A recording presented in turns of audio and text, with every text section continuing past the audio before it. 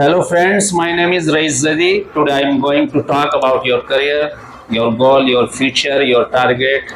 यानी बात होगी आपके भविष्य के बारे में, जिसके लिए ग्राउंड यानी ज़मीन आपको अभी से तैयार करनी होगी। वो इसलिए कि अगर आपको नीट में जाना है, जी में जाना है या इंजीनियरिंग में जाना है, मेडिकल लाइन में जाना है, उसकी ज़मीन अभी से तैयार करनी होगी, ग्राउंड अभी से तैयार करना होगा।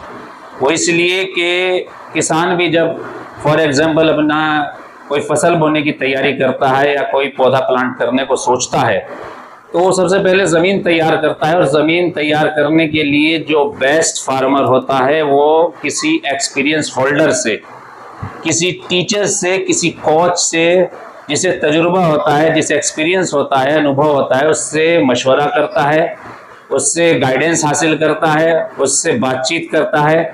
उसके बाद अपनी ज़मीन तैयार करता है ताकि वो अच्छी फसल तैयार कर सके, क्योंकि अच्छा आउटपुट आए, टाइम का वेस्ट ना हो, मनी वेस्ट ना हो और दिमाग में किसी तरह की टेंशन ना रहे। इसलिए कि जब आउटपुट अच्छा नहीं आता तो टेंशन आती है दिमाग में, और दिमाग जो इंसान का होता है वो गाड़ी के इंजन की तरह होता है। अगर इंजन बंद हो जाए, इंजन गर्म हो जाए तो पूरी गाड़ी पे ब्रेक लग जाता है, फुल स्टॉप लग जाता है। और यहाँ पर भी आपको दो तरह के किसान देखने को मिलेंगे। एक वो होता है कि जो किसी तजुर्बेकार एक्सपीरियंस होल्डर किसान से मशवरा करके, यानी किसी कोच के ज़रिए या किसी गुरु कह लिया जाए, गुरु के ज़रिए सीख कर इस काम को करता है। दूसरा किसान वो होता है कि जो खुद ही महारती बनने की कोशिश करता है, वो खुद से ही ट्राई करता है। तो there are two types of farmer. First is who tries himself and second who tries under the guidance of any experienced holder, किसी experienced holder के guidance में काम करता है। तो जब दोनों की फसल तैयार होती है तो ये बताइए कि आउटपुट किसका अच्छा आएगा? वो किसान कि जिसने एक्सपीरियंस होल्डर, किसी कोच, किसी फैकल्टी, किसी गुरु के गाइडेंस में अपनी फसल तैयार की, या दूसरा कि जिसने अपने आप बिना किसी गाइडेंस के, बिना किसी तजुर्बे के तैयार की। तो किसका आउटपुट अच्छा आएगा? कौन बताएगा? किसका आएगा बताइए? किसका आएगा? बढ़िया जो गाइडेंस के साथ, क्योंकि ज़्यादातर बच्चे इसी पर श्योर है कि जो गाइडेंस के ज़रिए चलता है, और इसी गाइडेंस के लिए आप यहाँ पर मौजूद है, सर के सामने, फैकल्टी के सामने, गुरु के सामने, कोचिंग में, क्योंकि यहाँ से आपको गाइडेंस मिलता है, तजुर्बा मिलता है। क्योंकि यहाँ दोनों कम्युनिटी के लोग हैं। तो एक और बात कहूँगा कि एक महापुरुष हजरत अली गुजरे, दामाद पैगंबर, उन्होंने एक बहुत ही अच्छी बात कही कि होशियार इंसान वो है कि जो दूसरों के तजुर्बे से फ़ायदा हासिल करता है, यानी जो किसी गाइडेंस में या किसी फैकल्टी के ज़रिए उनके तजुर्बे से फ़ायदा उठाता है। यह नहीं कि अपने आप एक्सपीरियंस करता है, क्योंकि इतना टाइम नहीं होता कि अपने आप तजुर्बे करे। ज़िंदगी बहुत छोटी होती है और चैलेंज बहुत ज़्यादा है। तो इस कंडीशन में होशियार वही है कि जो कोच के ज़रिए, फैकल्टी के ज़रिए, किसी टीचर के ज़रिए सीखता है और फिर वो अपने काम को आगे बढ़ाता है। अब सवाल पैदा होता है कि क्या वो गारंटी है कि जो गुरु के ज़रिए सीखता है वो ही आगे बढ़ता है?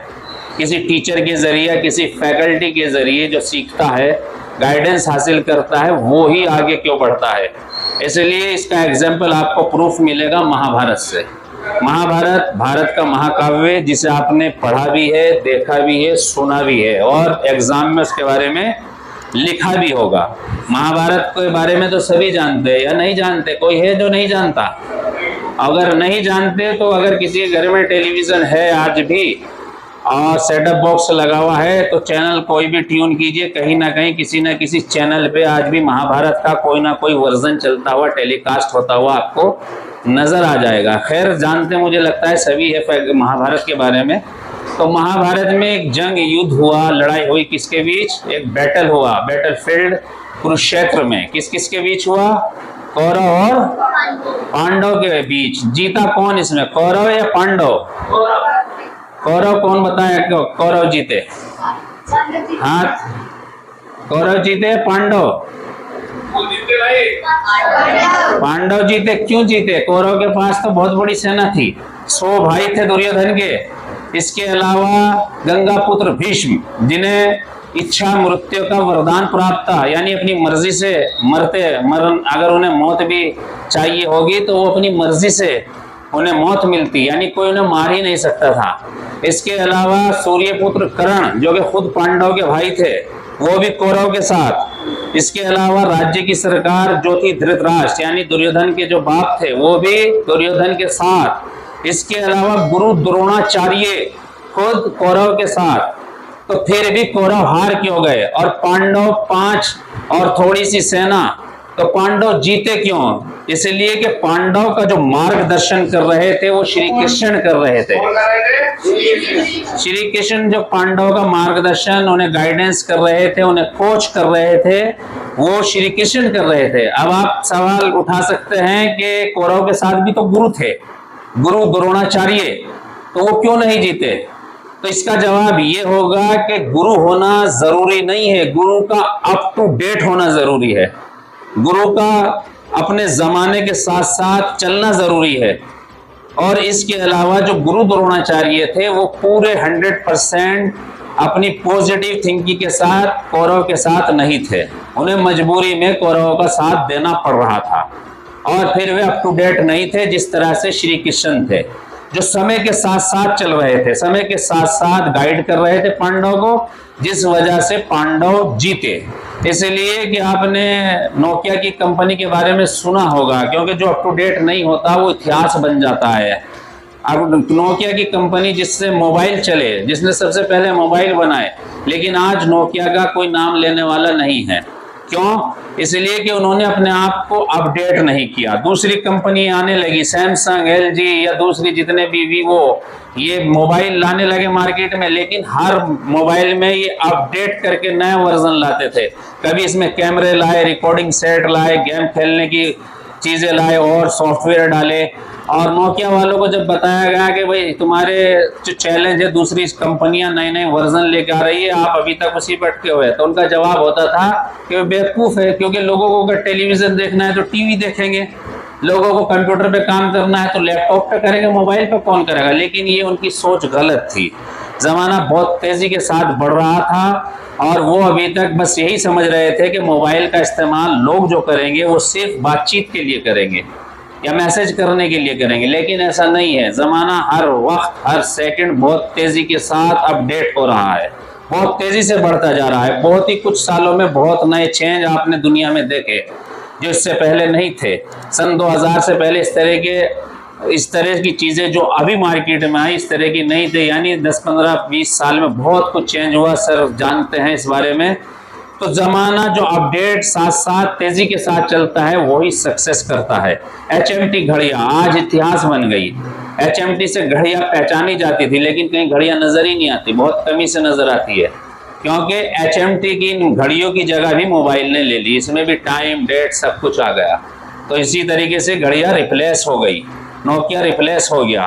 तो अप टू डेट होना ज़रूरी है। यानी फैकल्टी का सिर्फ फैकल्टी गुरु होना काफ़ी नहीं है, बल्कि उसका अपने ज़माने के हिसाब से होना भी ज़रूरी है।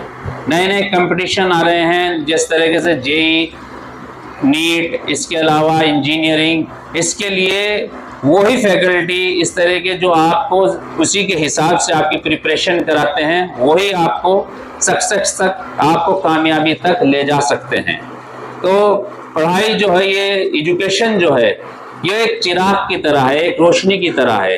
हर दौर में, हर समय एजुकेशन की ज़रूरत रही है। हर ज़माने में जब जब भी इस ज़माने में, इस दौर में या इससे पहले जो समय गुजरा है, सिर्फ वही लोग कामयाब रहे कि जिन्होंने विद्या को, एजुकेशन को, तालीम को साथ लेकर चले। यानी ये कहा जाए एक चिराग की तरह है कि जो अंधेरे ज़माने में, अंधेरी ज़िंदगी में रोशनी कर सकता है। इसके अलावा अब सवाल पैदा होता है कि किस तरह की फैकल्टी, मैंने बताया इस तरह से होने चाहिए कि जो अप टू डेट हो ज़माने के साथ साथ और आपको हर चैलेंज के लिए तैयार कर सके। तो चूँकि आज हम उस जो बात करने है, थोड़ी सी बात करनी है, वो बात करनी है हमें उस बारे में कि जो JEE, नीट और मैकेनिकल इंजीनियर या इलेक्ट्रॉनिकल इंजीनियर, जो भी जिस तरह की भी इंजीनियरिंग इस तरह की तैयारी करा रहे हैं, उसका नाम है आदित्य एकेडमी, जो कि अभी मुजफ्फरनगर में लॉन्च हो रहा है। और इसमें आप जिस तरह के फैकल्टी आपको मिलेंगे, वो फैकल्टी आपके एक तरीके से पर्सनली तौर पर आपको अटेंशन देने वाले, आपके जिस तरह से एग्ज़ाम आजकल हो रहे हैं, जिस तरह से कंपटीशन आज के आ रहे हैं, उस कंपटीशन को फेस करने के लिए, आपको प्रिपेयर करने के लिए वो सारी चीज़ें उन फैकल्टी में उस तरह की वहाँ पर मौजूद है। इस तरह की, क्योंकि आदित्य एकेडमी जिसके एक सर हैं जिनका नाम है डॉक्टर श्री सचिन जैन जिन्हें 18 साल का एक्सपीरियंस है फिजिक्स की दुनिया में। हर चीज़ की एक क्वालिटी होती है, और जिस तरह से आदमी को अपना करियर चूज करना होता है, तो सबसे पहले करियर चूज करना एक बहुत बड़ी मुश्किल है, बहुत बड़ा ये चुनाव होता है स्टूडेंट के लिए कि हम अपने लिए क्या चुने। बड़ी कश्मकश में रहता है कि हम इंजीनियरिंग में जाए या मेडिकल लाइन में जाए या कॉमर्स पढ़ें या BCA करें या कंप्यूटर लाइन में जाए। तो उसको तलाश करने के लिए सबसे पहले अपने आपको अपने अंदर झांकना होगा, अपनी क्वालिटी को पहचानना होगा कि हमारे अंदर क्वालिटी क्या है। इस क्वालिटी के बेस पे हम उस करियर का चूज करें कि जो आपको आपकी मंजिल तक पहुंचा दे। अब ये कैसे जानेंगे आप? इसका एक छोटी सी एग्जांपल मैं देता हूं कि किस तरह से आप पहचानें कि हमारे अंदर कौन सी क्वालिटी है कि जिसके ज़रिए उसी से रिलेटेड हम अपना करियर चूज करें। फॉर एग्जांपल, इसके लिए आप 3, 4, 5 सब्जेक्ट पढ़ते हैं, मैथमेटिक्स भी पढ़ते हैं, फिजिक्स भी है, केमिस्ट्री भी है, इंग्लिश भी है, हिंदी भी है, बायोलॉजी भी है। जो साइंस के स्टूडेंट है वो अपने सब्जेक्ट को पढ़कर देखे, और जब सब्जेक्ट आप पढ़ रहे हो, गर्मी हो, लाइट चली जाए या बारिश का मौसम हो या सर्दी हो, अगर उस सब्जेक्ट को पढ़ते हुए आपको बोरियत महसूस नहीं हो रही, आप परेशान नहीं हो रहे, तो ये समझिए उस सब्जेक्ट की क्वालिटी आपके अंदर मौजूद है। अगर आप फिजिक्स पढ़ते हुए बोरियत महसूस नहीं कर रहे, परेशान नहीं हो रहे, केमिस्ट्री पढ़ते हुए नहीं हो रहे, तो उसी सब्जेक्ट से रिलेटेड आप अपना करियर चूज कर सकते हैं। अगर आप फिजिक्स पढ़ते हुए नहीं हो रहे तो फिजिक्स से जुड़ा हुआ करियर चुनिए। अगर आप बायोलॉजी पढ़ते हुए बोरियत नहीं महसूस कर रहे तो आप बायोलॉजी से रिलेटेड मेडिकल लाइन चुनिए। इस तरह से आप अपनी क्वालिटी को पहचान सकते हैं। तो आदित्य एकेडमी जिसके बारे में मैंने बताया, डॉक्टर सचिन जैन, श्री सचिन जैन इसके फैकल्टी है। 18 साल से वो फिजिक्स की दुनिया में एक बड़ा नाम रहे हैं। वैसे हमारे सर भी है यहाँ पर, और इनका जो एड्रेस है माउंट फोर्ड पब्लिक स्कूल है, शेखर नर्सिंग होम के पीछे, आदर्श कॉलोनी, मुजफ्फरनगर। क्योंकि फिजिक्स जो एक ऐसा सब्जेक्ट है कि जो बायोलॉजी में भी कॉमन है, मेडिकल लाइन में भी है, और टेक्निकल लाइन आप कह लीजिए इंजीनियरिंग में भी है, सब जगह फिजिक्स एक कॉमन है। बाकी फिर चैन जो आता है केमिस्ट्री वगैरह में आता है, लेकिन फिजिक्स ऐसा सब्जेक्ट है, बड़ा ही इंटरेस्टेड सब्जेक्ट है और बहुत इंटरेस्ट इसमें आता है। और फिजिक्स का पढ़ा हुआ बच्चा तो अपने घर के काफ़ी जो ऑपरेटर्स मशीनें होती हैं उनको भी सही कर लेता है, क्योंकि फिजिक्स से जुड़ी हुई बिजली की प्रॉब्लम आती है घर में, अक्सर सीरीज में लाइन जा रही है या पैरेलल जा रही है, या फॉर एग्जांपल कूलर में प्रॉब्लम आ जाए। जो फिजिक्स का स्टूडेंट होता है ये आसानी से उसे सॉर्ट आउट कर लेता है, क्योंकि हमने भी फिजिक्स पढ़ा था, तो हम घर की बहुत सारी 80% प्रॉब्लम जो इलेक्ट्रिक से रिलेटेड आती थी उसे खुद ही सॉर्ट आउट कर लेते थे।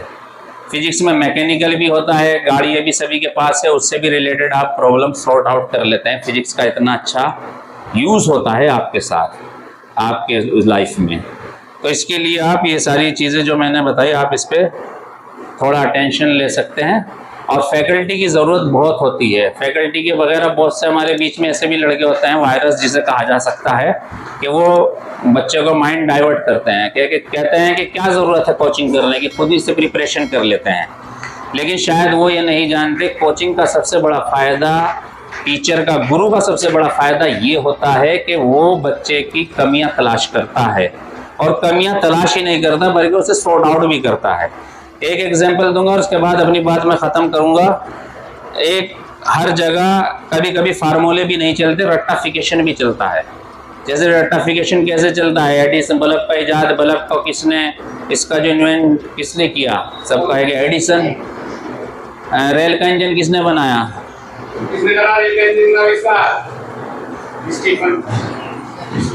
हाँ। तो ये चीज़ें तो याद करनी होगी। एक सवाल अक्सर आता है शायद 9th, 10th, 11th, 12th में, वो आता है इलेक्ट्रॉन, प्रोटॉन, न्यूट्रॉन के बारे में, कि किसने इलेक्ट्रॉन को डिस्कवर्ड किया, किसने प्रोटॉन को किया और किसने न्यूट्रॉन को किया। कोई बता सकता है? किसी के याद है? बताइए। इलेक्ट्रॉन को करा था थॉमसन ने, हाँ, और प्रोटॉन को करा था रदरफोर्ड ने, गुड। और न्यूट्रॉन को करा था जेम्स चैडविक ने। बिल्कुल गुड, क्लैपिंग कीजिए इनके लिए। बहुत ही अच्छा इन्होंने जवाब दिया। सारे तीनों क्वेश्चन का सही जवाब है। लेकिन अक्सर ये कभी कभी एग्जाम में हमारे साथ भी होता था, हम याद करके ऐसे ही जाते थे, लेकिन जो दोस्त होते थे ना वो कंफ्यूज कर देते थे। अरे नहीं, इलेक्ट्रॉन का तो थॉमसन ने किया है, ये इलेक्ट्रॉन का तो सॉरी चैडविक ने किया है। जब 2-3 बार एग्जाम से पहले ऐसी करते हैं ना स्टूडेंट आपस में, तो सही बात दिमाग से निकल जाती है। लेकिन एक हमारे टीचर थे अनिरुद्ध शर्मा, उन्होंने एक बहुत अच्छा सेंटेंस याद कर बताया था। एक लाइन का सेंटेंस है, वो आप जिंदगी भर नहीं भूल सकते। ये सेंटेंस था उनका, ईंट पर नाचो। गुड, इन्हें तो पता है पहले से ही। बाकी को जिन्हें नहीं पता है उन्हें मैं बता रहा हूँ। देखो, इन शब्द में सवाल भी है, क्वेश्चन भी है और आंसर भी है। जैसे ई से क्या होता है? इलेक्ट्रॉन, और टी से थॉमसन, पे से प्रोटॉन हो गया, और रे से रदरफोर्ड, और फिर ने से न्यूट्रॉन, और चे से चैडविक। तो ये सारी चीजें जो आपने भी सीखी होगी, शायद आपने भी किसी कोच से, किसी गुरु से, किसी टीचर से ही सीखा होगा, या खुद ही बनाया था ये ईंट पर नाच सर ने? हाँ, तो हमें अनिरुद्ध शर्मा जी ने बताया था और आपको इन्होंने बताया। तो ये गुरु का फायदा है ना, गुरु ने बताया, इतना सा इजीली बताया और आपके हमेशा के लिए याद हो गया। तो मेरा कहने का मतलब यही है कि गुरु के मार्गदर्शन में आप पढ़ें, फैकल्टी के, कोच के, तो आप इसमें सक्सेस होंगे और आप कामयाब होंगे। आज के लिए इतना ही है, फिर कभी आएंगे।